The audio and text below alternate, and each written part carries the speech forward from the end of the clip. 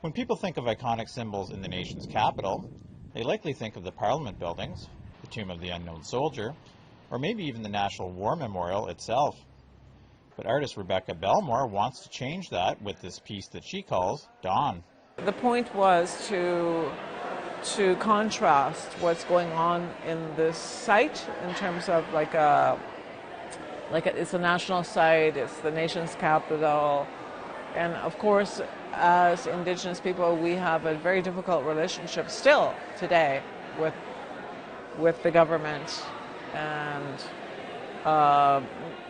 the crown, so to speak. It's a 30-foot long fallen tree representing wood taken from First Nations people by colonial settlers.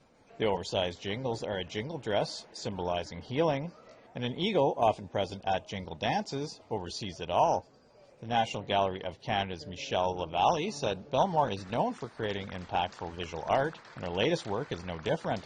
In appreciation and awe of the quiet strength of this monumental anti-monument, I revel in its quietness and evocative solitude, anticipating the moment that it takes flight in sound.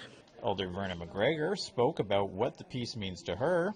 And this area has seen the biggest extraction of timber to build the ships in Europe.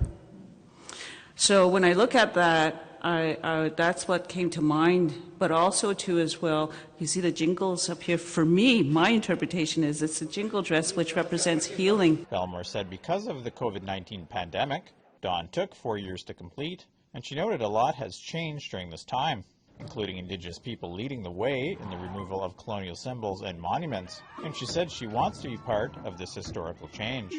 And if you think about during this time, all the toppling of the John A. Macdonald monuments and all that jazz, we have to rethink what a monument is, and we have to rethink how we mark our histories.